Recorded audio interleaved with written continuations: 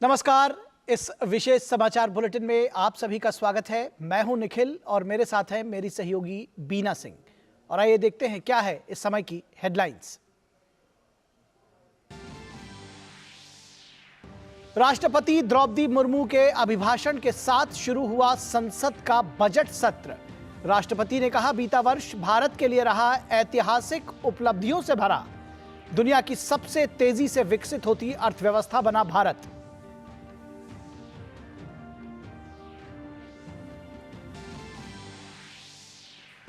Budget सत्र की शुरुआत से पहले प्रधानमंत्री नरेंद्र मोदी ने की राम राम के संबोधन से शुरुआत।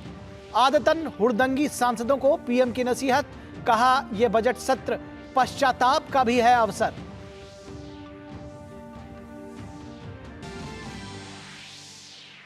भाजपा ने ममता सरकार पर जमकर बोला हमला। कहा, ममता बनर्जी सरकारी धन को समझती हैं खुद की संपत्ति। ममता बनर्जी के दिमाग पर हावी है जंगल राज।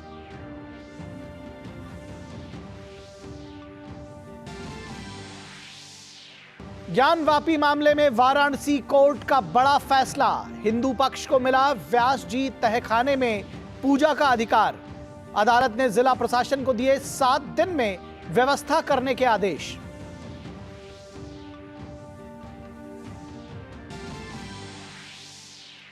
शराब घोटाला मामले में प्रवर्तन निदेशालय ने दिल्ली के मुख्यमंत्री अरविंद केजरीवाल को जारी किया 5वां समन।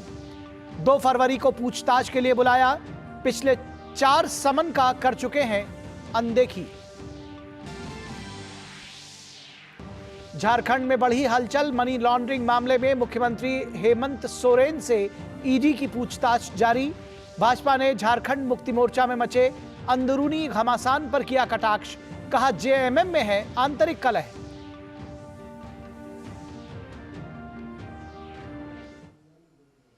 और आइए खबरों को अब विस्तार से देखते हैं।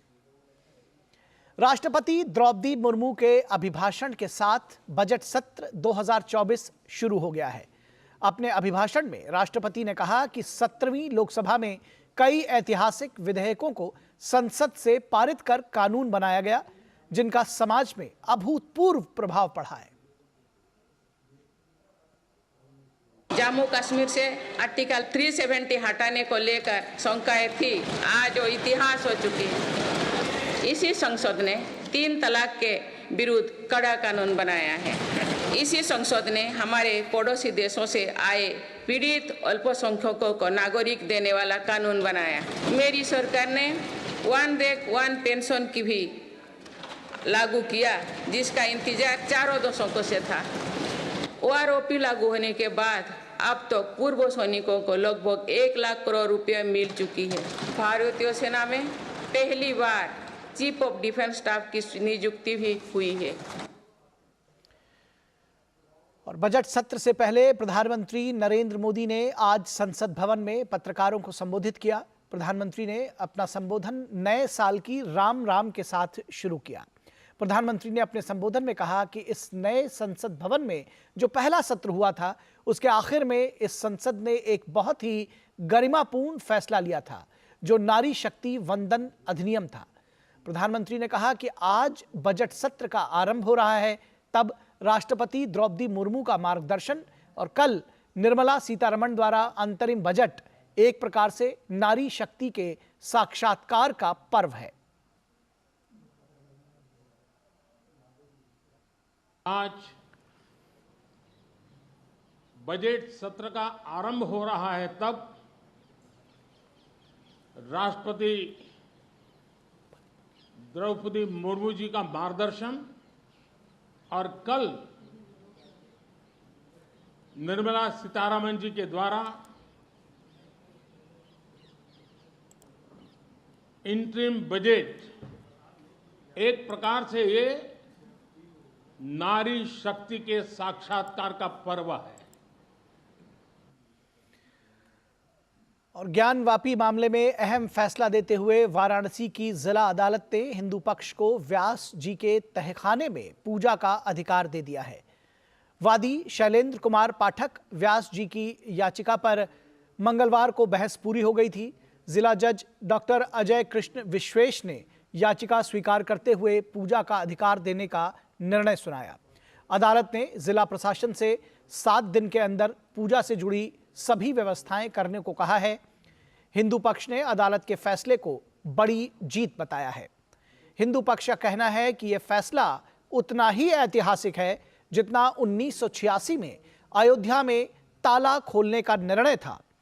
ज्ञानवापी स्थित व्यास जी के तहखाने को जिलाधिकारी को सौंपने और उसमें पूजा पाठ का अधिकार देने की मांग को लेकर पंडित सोमनाथ व्यास के नाती शैलेंद्र पाठक की ओर से दाखिल मुकदमे में जिला जज डॉक्टर अजय कृष्ण विश्वेश ने मंगलवार को आदेश सुरक्षित रख लिया था। शैलेंद्र कुमार पाठक की ओर से बीते वर्ष 25 सितंबर को वाद दाखिल कर दावा किया गया था कि ज्ञानवापी के दक्षिण की ओर से मौजूद इमारत में तहखाना है। यह प्राचीन मंदिर के मुख्य पुजारी व्यास परिवार की मुख्य गद्दी है।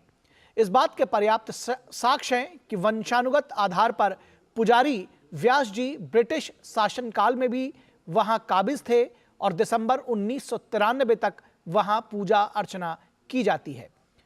वहां हिंदू धर्म की पूजा से संबंधित सामग्री, बहुत सी प्राचीन मूर्तियां और धार्मिक महत्व की अन्य सामग्री अभी भी मौजूद है। विश्व हिंदू परिषद के अंतर्राष्ट्रीय अध्यक्ष आलोक कुमार ने वाराणसी कोर्ट के फैसले का स्वागत किया है। उन्होंने आशा व्यक्त की कि अब पूरे ज्ञानवापी परिसर से जुड़े मुकदमे का भी जल्द फैसला होगा। आज काशी की अदालत ने एक बहुत महत्वपूर्ण निर्णय दिया है और उससे विश्व के सब हिंदुओं का हृदय आनंद से भर गया है।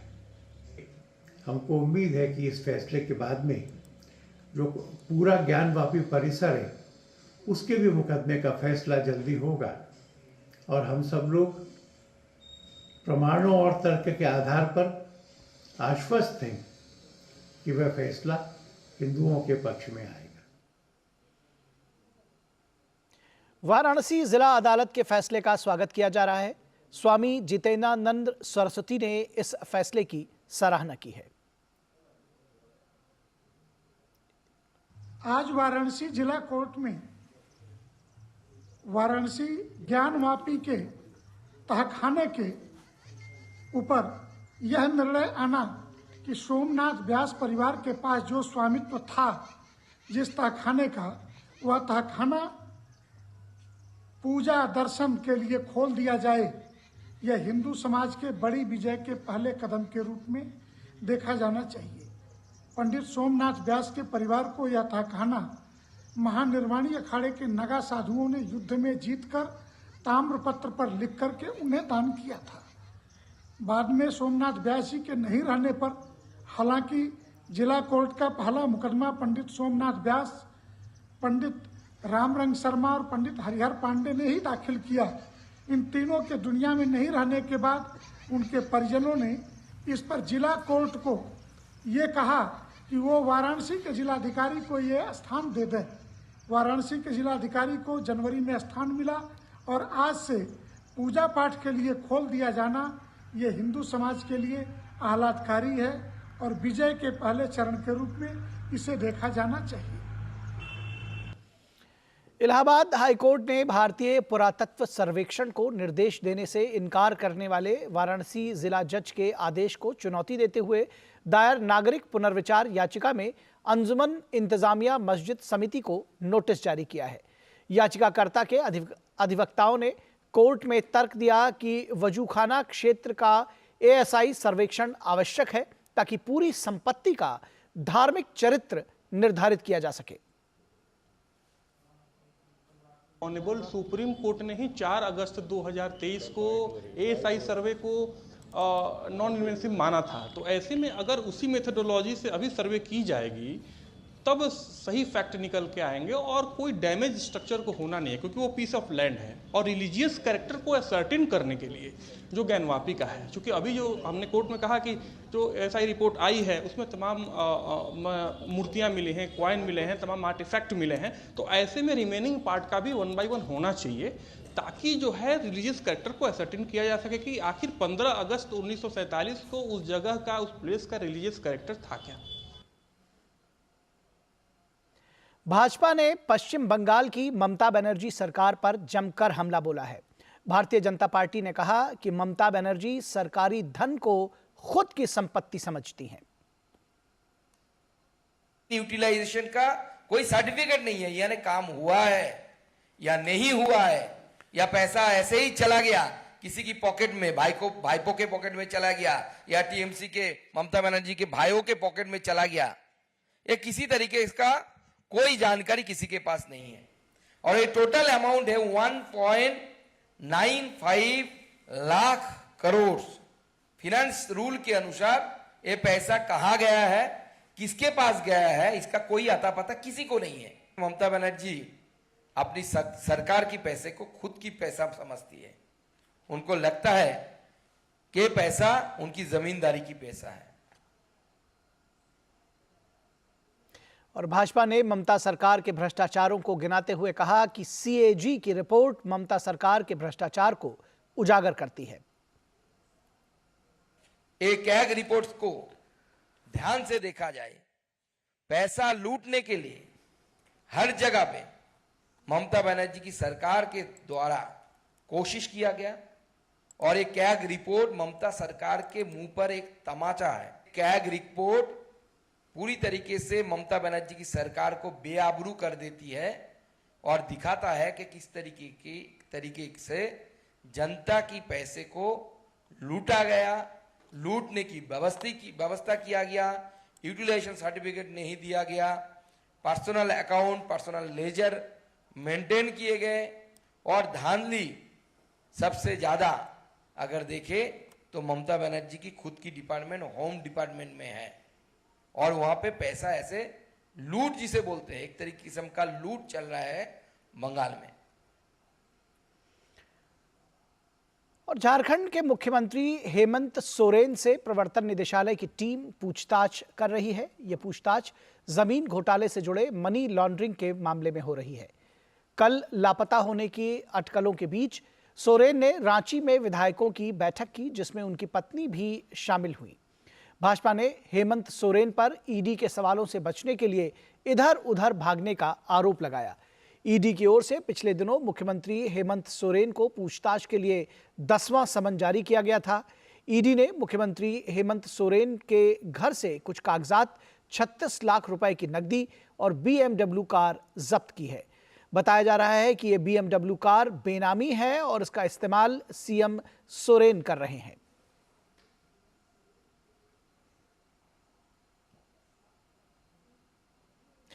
वहीं झारखंड मुक्ति मोर्चा में मचे अंदरूनी घमासान पर बीजेपी ने कटाक्ष किया है। भाजपा सांसद निशिकांत दुबे ने कहा कि झारखंड मुक्ति मोर्चा में आंतरिक कलह मची है। वो अपनी पत्नी को जो है बनाना चाहते हैं, कल्पना सोरेन जी को, लेकिन उनके घर में विद्रोह हो गया है। 29 में से 18 एमएलए जो है उनकी पत्नी के पक्ष में नहीं है। वीर शिबू सोरेन जी जो है, जिन्होंने पार्टी बनाई है दुर्गा सोरेन जी के साथ, उनकी पत्नी बसंत सोरेन, ये सब कोई साथ परिवार उनके साथ नहीं है। और 18 एमएलए जो झारखंड मुक्ति मोर्चा के हैं वो बसंत सोरेन को मुख्यमंत्री बनाना चाहते हैं, और इसीलिए उन्होंने 2 कागज़ पर साइन कराया है। और मुझे लगता है कि झारखंड मुक्ति मोर्चा की जो टूट फूट है, ये टूट फूट उनको दिखाती है कि हम भ्रष्टाचारी के साथ नहीं रहना चाहते, हम संघर्ष से जो है इस पार्टी को बनाएं। और मुझे लगता है कि झारखंड का भविष्य उज्जवल होने वाला। और दिल्ली के मुख्यमंत्री अरविंद केजरीवाल को प्रवर्तन निदेशालय ने शराब घोटाला मामले में 5वीं बार समन जारी किया है। ईडी ने केजरीवाल को 2 फरवरी को पूछताछ के लिए बुलाया है। हालांकि इससे पहले मिले ईडी के समन को अरविंद केजरीवाल गैर कानूनी बता चुके हैं। आम आदमी पार्टी ने कहा है कि ईडी उन्हें पूछताछ के बहाने बुलाकर गिरफ्तार करना चाहती है।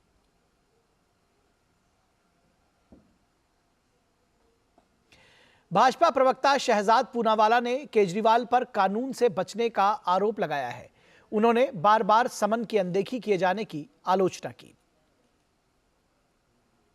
देखिए, शराब घोटाले के मास्टरमाइंड और सरगना अरविंद केजरीवाल है, परंतु अरविंद केजरीवाल यदि कोई चोरी नहीं की है आपने, यदि चोर की मूंछ में तिनका नहीं है, तो समन से काहे घबराते हैं? जब आप अन्ना हजारे जी के साथ हुआ करते थे, इंडिया अगेंस्ट करप्शन में हुआ करते थे, तब तो आप पहले इस्तीफा फिर जांच होगी, इस प्रकार के मापदंड लगाते थे। और आज जब आपको जांच में सहयोग करने के लिए 1 नहीं 2 नहीं 4-4 5-5 बार समन जाता है, तो कभी आप कहते हैं कि मैं चुनाव में स्टार कैंपेनर हूं, वहां पर 204 सीट पे डिपॉजिट जब्त हो जाती है। कभी आप कहते हैं मैं विपासना में व्यस्त हूं, कभी आप सवाल ही उठा देते और कहते हैं विद्वेषपूर्ण कार्रवाई है।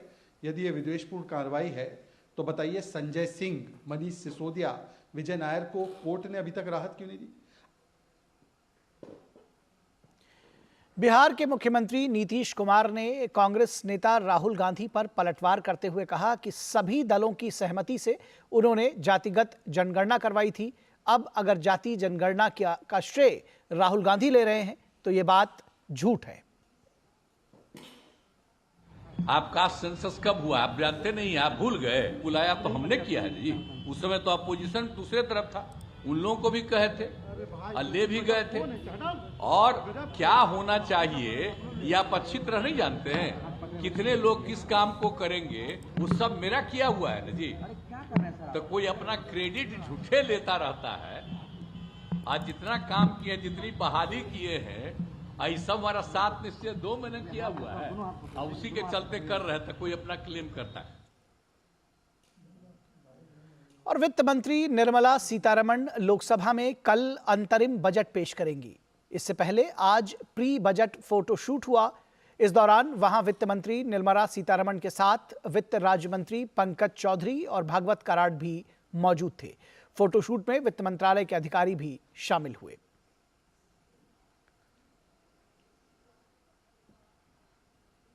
भारतीय जनसंचार संस्थान भारत के सबसे प्रमुख मीडिया संस्थानों में से एक है।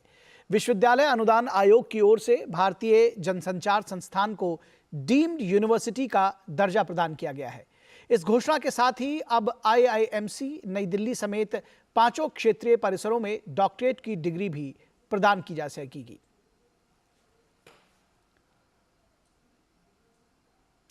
और सूचना और प्रसारण मंत्री अनुराग सिंह ठाकुर ने भारतीय जनसंचार संस्थान को डीम्ड विश्वविद्यालय का दर्जा मिलने पर एक्स पर लिखा कि ये IIMC के लिए विशेष और ऐतिहासिक दिन है। पत्रकारिता, विज्ञापन और जनसंपर्क जैसे मीडिया विषयों में गुणवत्तापूर्ण शिक्षा प्रदान करने का इस संस्थान का गौरवशाली इतिहास है। विश्वविद्यालय का दर्जा देना एक नई शुरुआत का प्रतीक है, क्योंकि अनुसंधान और डॉक्टरेट कार्यक्रमों के साथ पाठ्यक्रम में और अधिक पाठ्यक्रम जोड़े जा सकते हैं। मैं प्रधानमंत्री नरेंद्र मोदी और शिक्षा मंत्री धर्मेंद्र प्रधान को इस निर्णय के लिए धन्यवाद देता हूं। यह कदम हमारे युवाओं को नए अवसर प्रदान करेगा। और दावोस में विश्व आर्थिक मंच पर आर्थिक सहयोग और विकास संगठन यानी OECD के महासचिव मैथियस कॉर्मन ने 2024 में वैश्विक आर्थिक विकास को आगे बढ़ाने में भारत की महत्वपूर्ण भूमिका पर प्रकाश डाला। G20 देशों के बीच सबसे तेजी से बढ़ती अर्थव्यवस्था के रूप में अपनी स्थिति बनाए रखने की उम्मीद के साथ भारत का विकास दर वर्तमान और आने वाले वर्षों के लिए 6% से अधिक की अनुमानित है। कॉर्मन ने महंगाई दर में गिरावट और RBI द्वारा ब्याज दरों को धीरे धीरे कम करने की क्षमता जैसे कारकों का हवाला देते हुए भारत के आर्थिक दृष्टिकोण के बारे में आशावादी दृष्टिकोण व्यक्त किया। पिछले दशक में भारत की उल्लेखनीय प्रगति की सराहना करते हुए कॉर्मन ने प्रधानमंत्री मोदी के नेतृत्व की सराहना की और विशेष रूप से 2023 के दौरान G20 में भारत के प्रभावी नेतृत्व के लिए बधाई दी। OECD प्रमुख ने कहा कि भारत का आर्थिक विकास न केवल अपने नागरिकों के लिए बल्कि वैश्विक समुदाय के लिए भी महत्वपूर्ण है।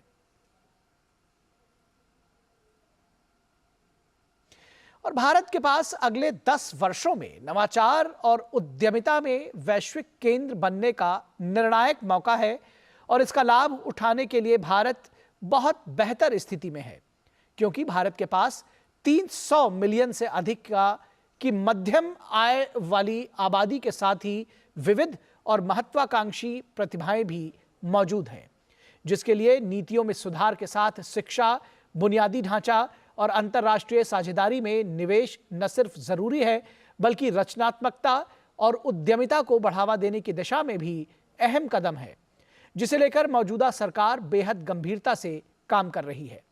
यही वजह है कि परिवर्तनकारी राष्ट्रीय शिक्षा नीति लाई गई है। भारत ने तकनीकी नवाचार का विशिष्ट मॉडल पेश किया है जो अगली पीढ़ी के नवाचार ढांचे के रूप में काम कर सकता है। भारत ने पिछले कुछ वर्षों में इनक्यूबेटर, एक्सेलरेटर और को वर्किंग स्पेस विकसित करने में भी अच्छा खासा निवेश किया है। अटल इनोवेशन मिशन इस प्रयास में सबसे आगे रहा है। इनके अलावा नियामक प्रक्रियाओं को सरल बनाना, नौकरशाही प्रक्रियाओं को कम करना और नवाचार करने के लिए प्रोत्साहन प्रदान करने के लिए भी कई महत्वपूर्ण कदम उठाए गए हैं।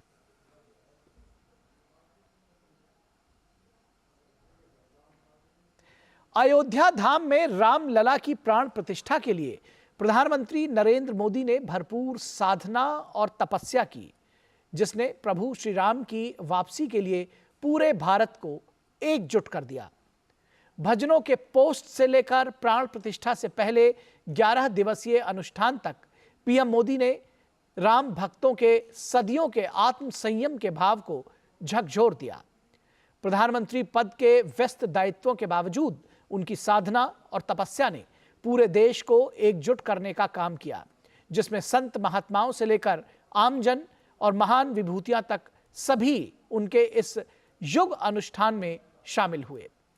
रामलला की प्राण प्रतिष्ठा को अभूतपूर्व बनाने में पीएम मोदी की साधना और तपस्या ने इसे भारतीय कालखंड के एक ऐसे मौके में बदल दिया जिसका सभी देशवासी सपना देखा करते थे।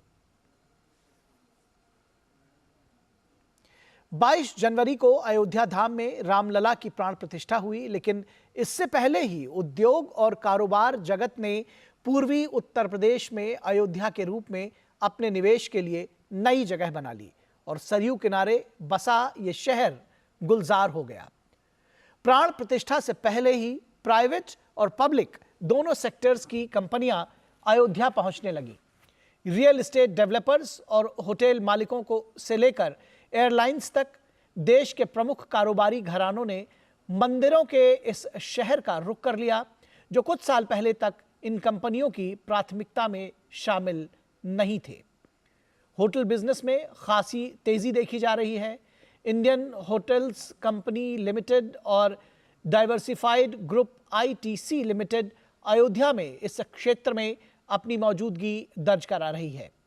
वहीं देश की सबसे बड़ी hotel chain operation OYO Ayodhya में बड़े पैमाने पर होटलों और घरों को जोड़ने की योजना पर काम कर रहा है। इसके अलावा केंद्र और राज्य सरकारों द्वारा बड़े पैमाने पर बेसिक इंफ्रास्ट्रक्चर डेवलपमेंट प्रोजेक्ट्स की घोषणा भी की गई है। अयोध्या मास्टर प्लान 2031 के तहत शहर के बुनियादी ढांचे को अपग्रेड करने के लिए 85,000 करोड़ रुपए के प्रोजेक्ट्स को पूरा किया जाना है। सरकार ने नया एयरपोर्ट शुरू कर दिया है, साथ ही रेलवे जंक्शन का भी पुनर्निर्माण कराया है। और अयोध्या धाम में रामलला की मूर्ति के सामने प्रधानमंत्री नरेंद्र मोदी ने दंडवत प्रणाम कर भारतीय इतिहास में नए युग की शुरुआत कर दी। नया भारत आधुनिक आकांक्षाओं के साथ आज अपनी प्राचीन विरासत और पहचान को भी उसी जोश और उत्साह के साथ आगे बढ़ा रहा है और हर भारतीय को इस पर गर्व है। यह आध्यात्मिक स्थल हमारी आस्था के साथ साथ नई संभावनाओं का माध्यम भी बन रहे हैं। धार्मिक प्रतीकों का इस्तेमाल करने की रणनीति में धार्मिक पर्यटन का आर्थिक पहलू भी शामिल है। इसके तहत आर्थिक योजनाओं और गतिविधियों को नए तरह के भारतीय उपभोक्ताओं, खासतौर पर घरेलू पर्यटकों को ध्यान में रखकर तैयार किया जा रहा है। यही वजह है कि पीएम मोदी की अगुवाई में मंदिरों पर व्यापक नजरिए से ध्यान दिया जा रहा है। इसमें इंफ्रास्ट्रक्चर विकास और घरेलू पर्यटन के साथ साथ सांस्कृतिक राष्ट्रवाद पर भी गहरा ध्यान दिया गया है और पिछले कुछ वर्षों में धार्मिक स्थलों पर बड़े पैमाने पर उनका कायाकल्प किया गया है। नई स्वदेश दर्शन स्कीम के तहत राष्ट्रीय स्तर पर 25 थीम आधारित सर्किट विकसित किए जा रहे हैं, जिसमें रामायण सर्किट और बौद्ध सर्किट भी शामिल है। इन सभी परियोजनाओं का मकसद अयोध्या को फिर से वैश्विक नगरी बनाना है, जहां के नए हवाई अड्डे से दक्षिण कोरिया, फिजी, जापान, नेपाल और थाईलैंड की फ्लाइट्स मिलेंगी। बहरहाल राम राज्य का विचार जितना सांस्कृतिक है उतना ही आर्थिक भी है और इस दिशा में भी आगे बढ़ना जरूरी है। कर्पूरी ठाकुर को भारत रत्न देने की घोषणा पर प्रधानमंत्री नरेंद्र मोदी ने कहा कि यह सम्मान उस जननायक का है जिन्होंने सामाजिक न्याय के मामले में बड़ी भूमिका निभाई है। पीएम मोदी के मुताबिक कर्पूरी ठाकुर को राष्ट्र का सर्वोच्च सम्मान, वो भी उनके जन्म शताब्दी के मौके पर, इस बात की गवाही है कि उन्होंने दलित और पिछड़ों के मसीहा के तौर पर बड़ा काम किया है। पीएम मोदी का मानना है कि यह पुरस्कार सिर्फ कर्पूरी ठाकुर का उनके महत्वपूर्ण योगदान के लिए सम्मान ही नहीं है, बल्कि इस बात की भी प्रेरणा देता है कि समता मूलक समाज बनाने की दिशा में मजबूती से आगे बढ़ा जाए।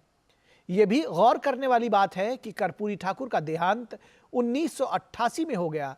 उसके बाद केंद्र में वो सरकारें आईं जिनका हिस्सा रहे लालू प्रसाद और मुलायम सिंह यादव जैसे वो नेता जो पिछड़ों की राजनीति ही करते रहे, लेकिन जननायक कर्पूरी ठाकुर को भारत रत्न नहीं दिया गया।